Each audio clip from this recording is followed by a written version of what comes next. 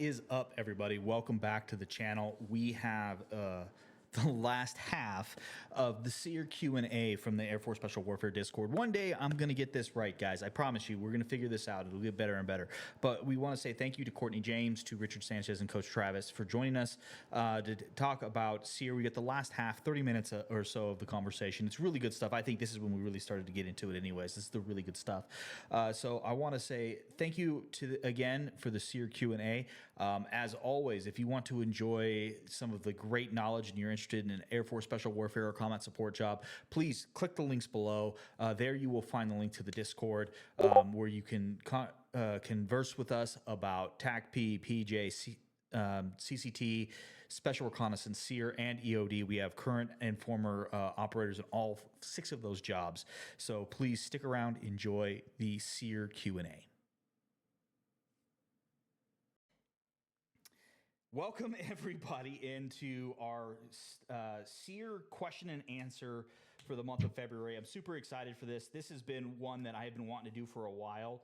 I know for myself, SERE was one of the coolest things that I ever did as a young airman. And today we have Courtney James, who you all can remember from One's Ready and being very active in our SERE channel. We have Travis, who is if I'm remembering correctly, the head strength and conditioning coach up there at Fairchild for the pipeline.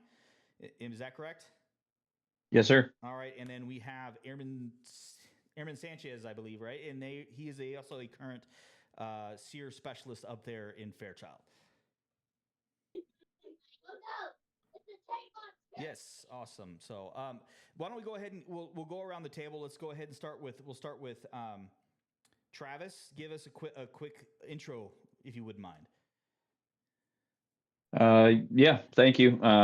My name's Travis Barrett. I'm the head strength coach at the SERE School. Been there for heading into my 5th year now, and currently overseeing pre-team and team and permanent party folks, and some other individuals that come through, and working on my PhD in endocrine research. Oh wow, that's awesome. And then we'll go next. Courtney, if you wouldn't mind giving us a little introduction, please. Yeah, absolutely. Courtney James, been in, just hit 4 years. Actually, the same team as Sanchez. So him and I went to Fairchild together. Right after team, I went straight to RT. Was there for about 2.5 years, and then now I'm in the field flights now up at Fairchild. But yeah. All right, and Sanchez, if you wouldn't mind giving us your quick intro. Yeah, absolutely. I'm Senior Airman Richard Sanchez. Courtney James hit it on the head. We were on the same team together, so went up to Fairchild around the same time. We both took that step over to resistance training. I was there for about 8 months to a year. Transitioned over to the tech school, so taught at the tech school for about a year, and now I'm currently teaching in the field flights, just like James. I learned a lot. I think people don't realize, and this could be for any pipeline, not just for SERE, or anything hard that anybody goes through, but I think you learn a lot about yourself when you go through a pipeline like this. And a lot of people changed by the end of it. Like Sanchez was saying, he came in at 19. We had guys come in at 18. I went in a little bit later in life, but I realized how much that I actually had to, how much will I had in me. We try and instill, what we like to say, the will to survive in our IPs, but we also need that same will. That way we can kind of teach what we preach, if that doesn't sound too corny or cliche. But you really learn what you have and what you have to offer, what you have to give, and what you're capable of, I think. But overall, if I'm saying all these are basic skills, and I think that to just say we have a lot of electronics, everything's digital now. If something, was to hit the fan, knowing those skills and then teaching them to your family, friends, children, spouses, whatever loved ones you have, I think that to me was extremely important, because I want to definitely be prepared for anything. And these are really cool. I could just sit my family down and be like, hey, you know how to read a map or you know how to read a map and compass? and just sit down and teach them some cool stuff. So I think that was kind of cool. Awesome. Let's see here. Get a couple. Oh, here's a really interesting one. Um, for candidates who are coming into the pipeline, are there any skills that you would prefer the candidates to know, like multiple languages, mechanics, or mechanical skills, or anything like that, or is it just more about attributes and the willingness to learn? I would go ahead, Sanchez. No, after you, please. Let me formulate my thoughts. One thing for me was time management. Just learn to manage your time very well. And there, obviously, we're going to teach you everything. You don't have to. You can go in knowing nothing whatsoever, and we will teach you everything. We don't expect you to do something if we're not teaching it to you. So it's kind of like a I do, you do type scenario. They'll teach you how to take notes. They'll teach you, the way you should be taking notes, and they'll teach you, everything. So you don't necessarily have to go in trying to get ahead of the game. And that's what I try and tell a lot of candidates is don't try and get ahead of the game. Just take it one day at a time, because you're going to miss something if you do. But I think time management can definitely play a large role, especially if you're a perfectionist. You're probably going to lose a lot of sleep because that's what I did. So, or I just sucked. I don't know.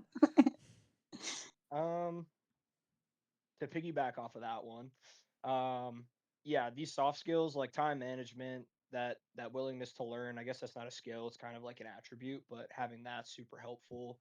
Um, those things are definitely going to help you a whole lot. As far as hardened skills go, I've heard, can't remember who it was or when it was, but I've heard from people before talking about if you have a specific hard skill that you're good at, it's not going to help you because we probably teach it a different way and it's just going to make it more difficult to teach you the right way. I didn't see that per se. Like if your strong suit is firecraft or your strong suit's shelter, when we get to that point, you're probably going to excel because it's something you're previously interested in and it's something that you want to learn a little bit more about than maybe some other things. However, like when it comes to like, am I good at this hard skill a little bit more than this one, or is this one that I have that I can bring to the table? It's not going to help a whole lot because there's just such a broad spectrum of things that you're going to be taught, especially in the pipeline, to where like it'll help you in the moment, but not all the way through. Those soft skills is the emphasis. Well, kind of in that same vein, we have a question here from Ryan who says he's heard bushcrackers and experienced survivalists come to the SERE pipeline, but they fail because they're being overwhelmed by multiple tasks at hand. Have you heard this? Have you experienced this? Is this something that you can speak on? That's that time management, man.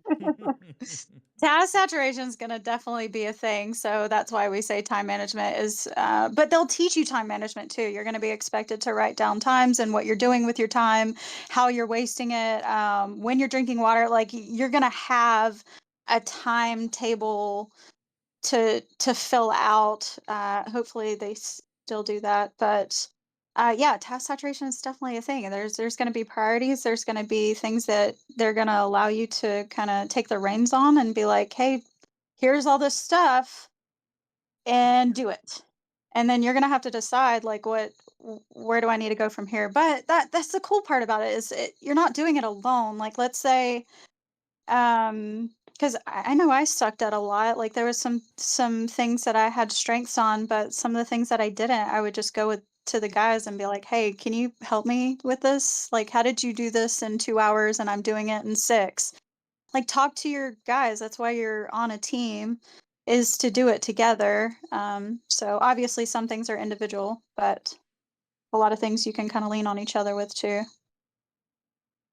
And with the time management thing, I do need to hop off here and go watch my daughter open presents because she's 10. So I gotta go do that thing. Hell yeah. Um, Birthdays are but awesome. Celebrate. thank you guys for having me on. And if anybody has any questions at all, please reach out. Just shoot me a DM and I'm happy to, help anybody who has questions with anything. So Sweet. thank you. Thanks, Coach Travis. Thanks, Coach Travis. Really Thank you. appreciate it.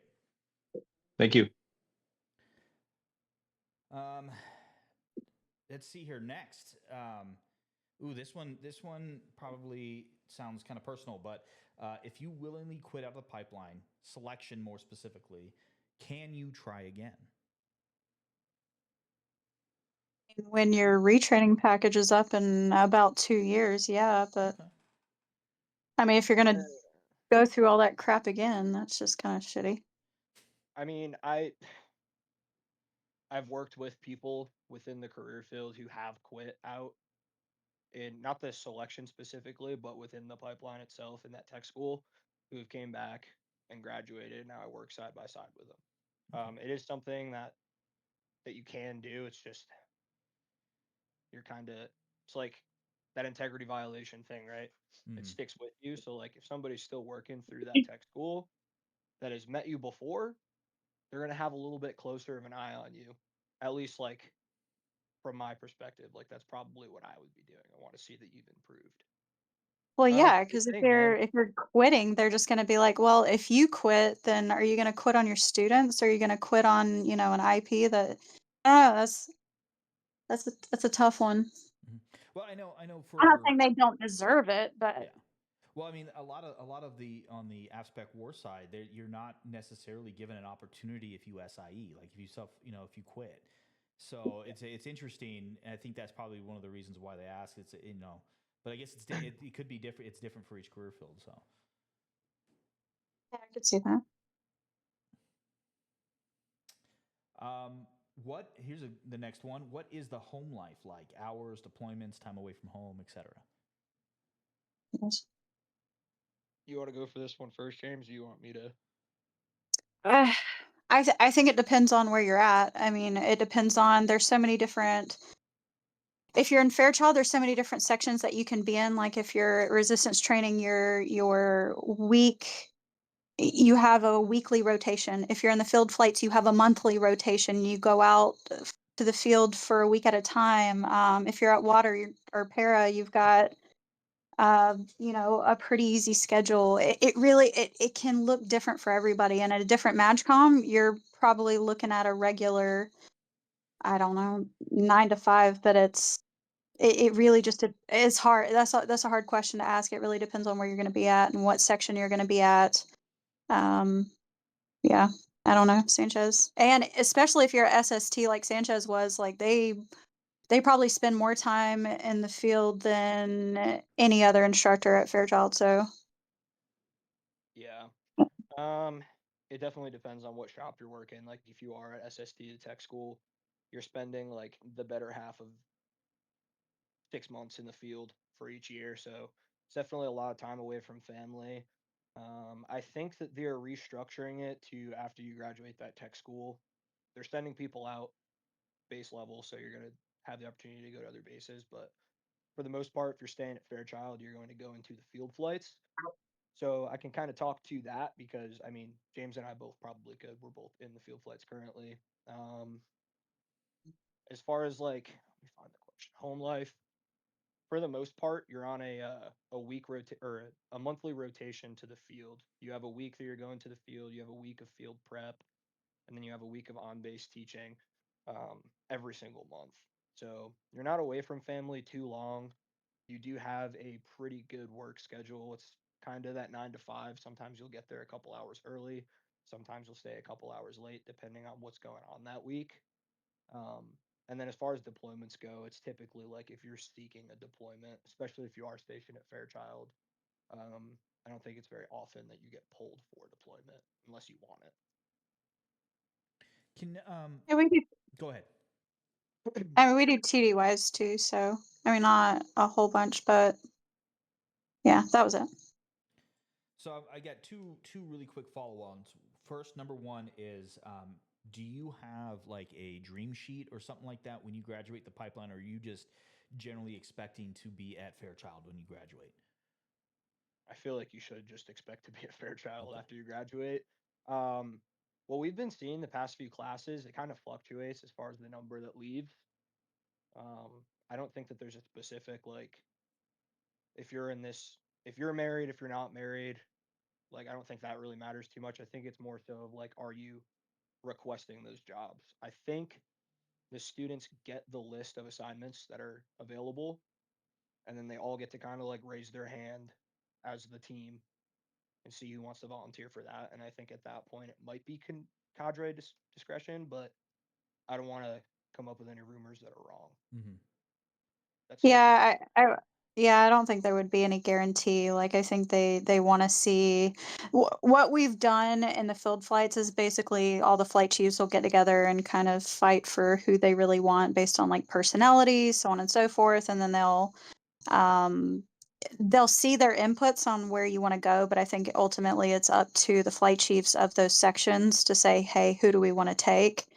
And they'll look at obviously some of their reputation on team. They'll ask cadre. They'll all talk to each other, do their barroom talk. But like Sanchez says, it has fluctuated. People have been going out to different match comps, but also people they've been talking about not pushing anybody out for a while and keeping them going straight into the field flights because now they're seeing that with some of the classes before us and ours, they pushed, I think, only 6 out for our team, and then they pushed us out to different sections, and that really hurt the field flights, I think, for a while.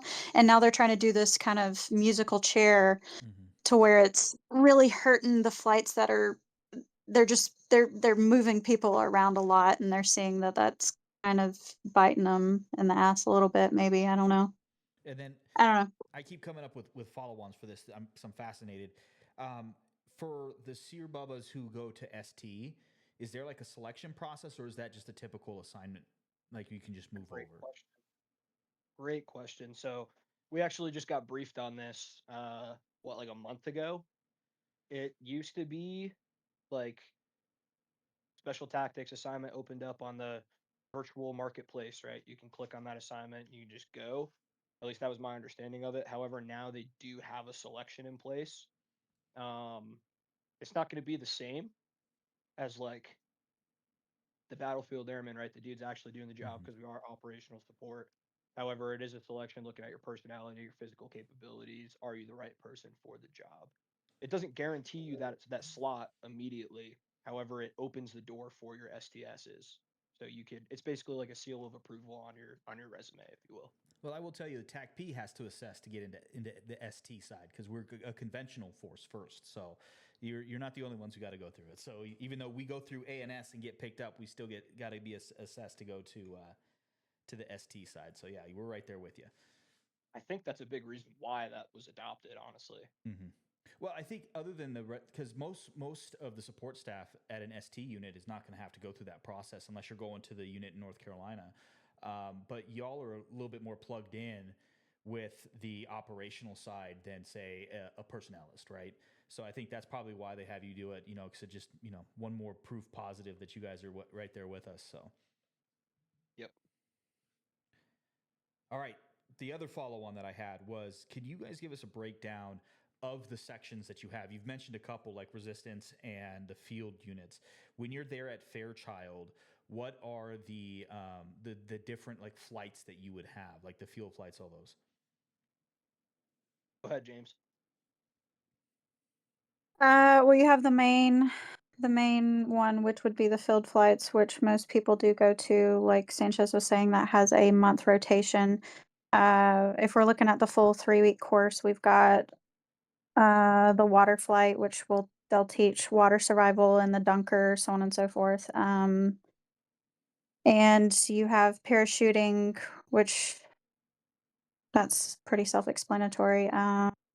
You've got resistance training, which is a week rotation. Then you have your more elite sections, which would be the SST, which is teaching actual SERE candidates that Sanchez was in. And then you have AST, which is advanced SERE training. We've got some SERE guys over there as well that teach all the advanced courses like you would go through on team, like advanced urban, and then you're going through more of those courses. So it's similar to your JPRA courses that you would go through, just more certificates. Mm-hmm. They do fun stuff. Am I missing anything, Sanchez? I'm not saying. No, I think yeah, those are all the flights. We have a question here. It sounds like someone has done a lot of research, at least in one part of this. But during Mm. tech school, do you go to? I think I'm going to pronounce this right. Ryan, fix me if I'm not. Biomes, and then So the other, different biomes. yeah, and then also, do you go to airborne, or are those advanced trainings? Hmm. So So airborne. Oh, go ahead. I don't want to take your. I don't want to steal your spotlight there, James. Go for No, it. I was just gonna say airborne is a level 3 requirement, so everybody's gonna get that. But you can explain the biome since you were in SST. Yeah, so I'm pretty sure that's ever changing, or not ever changing, but changing right now as well. I think they just started doing airborne as a part of the pipeline prior to graduating the tech school. So I think they're sending the pre-teamers out to airborne school prior to starting the five, what was 5.5 months, 2.5, 3 month technical training. So that happens beforehand. And then yes, you do go to all the biomes. You have your tropics. That's one specific field section. You have desert, open ocean, coastal training, your core survival skills, which is essentially that temperate environment. And then you also have Arctic, which is a very small portion of your tech school. There is upgrade training for Arctic out in what's this? What's the town called? Uh, Alaska. Barrow, Alaska, but the locals call it Utqiagvik. Yeah. I guess that doesn't really matter. Yes. I actually heard an excellent podcast from, I believe it was one of the War on the Rocks, where it was from a group that does studies like 38 North, and it was with the instructor, some of the SEER guys up there in Alaska. It was fascinating to listen to that stuff. I'm like, no, thank you. That's too cold. Definitely is too cold. I That is. agree with you. Especially if you have colder injuries, that sucks. Yeah. Just for my situational awareness, because when I went to SEER, now granted, I went through SEER in 2001, like May of 2001. It was the first non-winter class of the year. Uh, it was so cold. May in Spokane is so cold when you don't like the cold. Um, when did when did airborne become part of it? Because there were some instructors there that didn't go to jump school.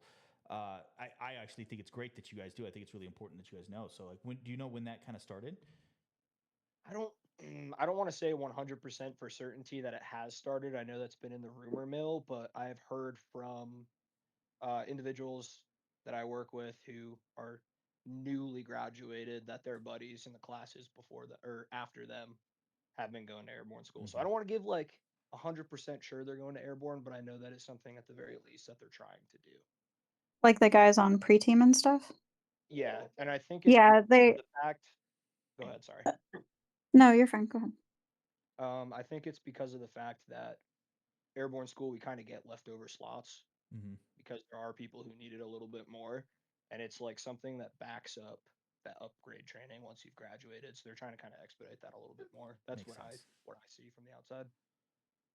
Yeah, I think that was their plan is to try and get them airborne qualified early just because some of these guys are taking a long time to get their level 5 upgrade because they haven't even gotten their level 3 by doing their advanced Arctic and their airborne, and it takes these guys forever, almost a year to go to airborne, just Mm. depending on the slot. So I think they're just dropping just to try and get them there. Um, but yeah, I don't know. I don't know. What about any other employment schools like free fall or any of the dive courses? What is the frequency or availability of that? You're Um, probably not going to go to dive unless you work at water. You don't just go to dive. You actually have to work at water. You got to go to dive PT every single week and show, like, augment per se if you're in another flight, and show interest at that. But jump school, jump school, you're probably not going to go unless you are attached to a unit that requires it. Yeah, I don't know if you have anything to add on that. yeah. The dudes that have been going to water, it's been pretty consistent from the guys that I've talked to that have worked at water survival. Um, Most of them have been getting opportunities to go to dive school. However, it's not combat dive, which is typically like the sexier of the schools, right? Mm. It's salvage dive. I'm pretty sure. Um, and Yeah, then it is.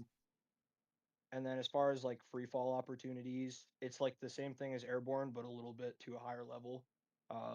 You're getting those extra slots for Yeah. if somebody falls out, and it's usually going to be the parachuting office specific individuals who've gotten their HAPS training, typically are JM qualified and have been waiting for a while to get those slots. So it's a little bit more few and far between, but it is possible. Yeah. Well, I mean, historically speaking, it wasn't, controllers and Jays used to go to salvage and then go to closed circuit training at Little Creek until about the 90s. So, it, salvage is there's always more salvage divers than combat divers anyways. So, let's see here. I think we answered the question about ST, about SERE Specialists going to ST. They do go, and there is a selection process, but they didn't go into it. I'm assuming you don't want to go into like the actual selection criteria for the ST, or do you guys know that? They didn't even specify the specific selection criteria. It's supposed to be a little surprise when you get there. Mm-hmm. That's usually the case. So usually with most of these Yeah. courses, guys, when it comes to these things, there's an integrity of the course issue that we always talk about. So like, there are some things that are published, but you're not going to know all the answers. Like you gotta be comfortable not knowing things. Let's see here. We've got one that is, how many 30-plus-year-olds do you see coming in to SERE, and are they successful? Go ahead, James. Whoa, whoa, whoa! That's not what Ray, I you meant. just threw me underneath the bus. You've got more experience. I don't know how many 30-plus-year-olds we had on our team. We had at least like what, 3 or 4, I believe, and they all made it, Sanchez. I don't know. I mean, if you've got some life experience, I joined and I hit 30 right when I went to basic, and I'm 34 now. They like to see some life experience, which I'm pretty sure that helps with social skills. I'm pretty sure that helps with public speaking, so on and so forth, and just overall dynamic with others. So generally, they're pretty successful, I would think. I mean, we had how old was Ware? Aaron Ware's in selection. He's a cadre at selection right now. He was on our team and he was what, 39? Yeah, we had like a 41-year-old on our team. He graduated. There's a 42-year-old on a team very recently that graduated. I don't think Oh, like, I think there was a master sergeant as well that came Wow. on too, yeah, there right? was a Wow, yeah. that seems crazy. They don't even allow, like, they barely allow staffs to cross train in aspect war. I know. I was surprised to see the master sergeant come through. He was in inter service transfer. He was from the army. Ah, Came okay, over. that makes sense. Yeah. Oh, that makes sense. Yeah. Yeah.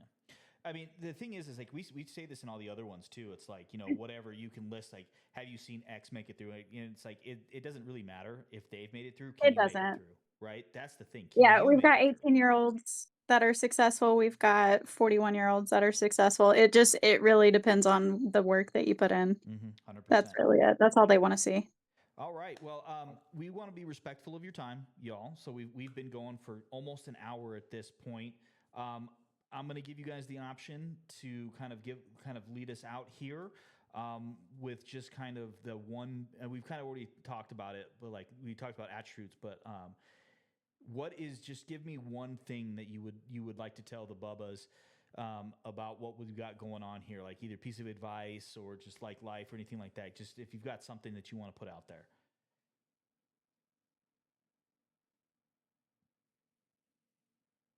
I mean, for me, it's going to be, again, maintain that willingness to learn. I know that was a really big motivator for me going through that training.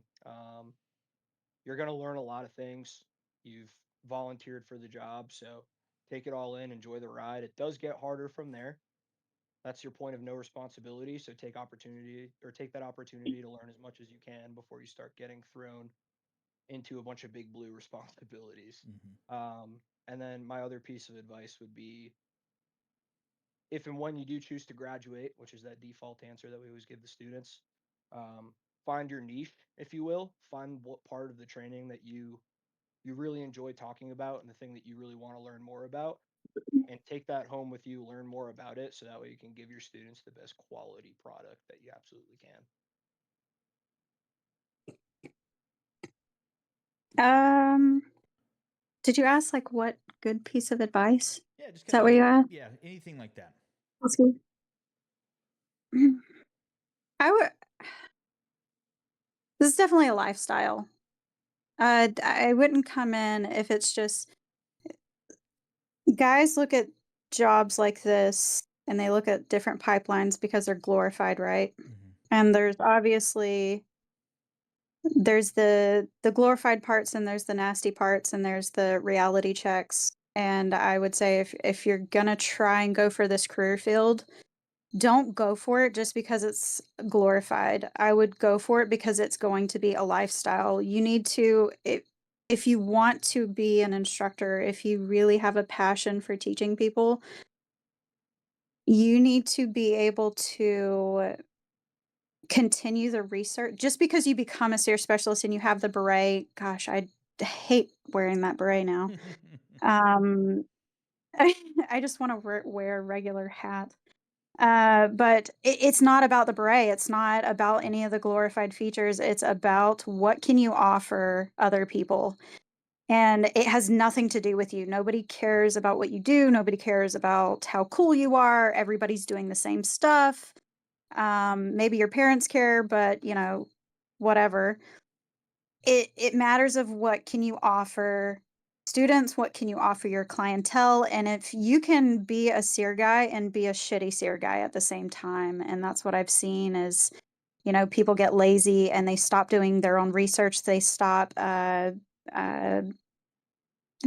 staying current with all the current events that are going on, and they don't stay up with anything, and they have nothing to offer.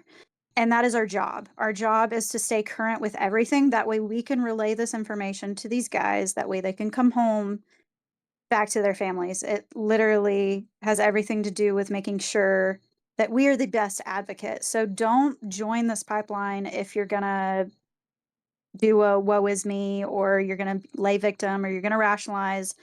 Just obviously, if you want it, don't quit, but just be a good guy and put in the work and know that it's not just a 9 to 5. And I'm sure that Sanchez can attest to this. It's you're bringing work home sometimes, and if you want to be good and you want to relay that information the proper way, you're going to have to do a lot of stuff on your own time. So just take that into account. Oh, that is a solid piece right there. I respect the shit out of that. Well, with that, unless there's anything else, if you got any final thoughts for the two of you, I do want to say thank you so much for your time. This has been fantastic for me. I hope everyone else learned something about it. Any final one last alibis? Final thoughts for the two of you?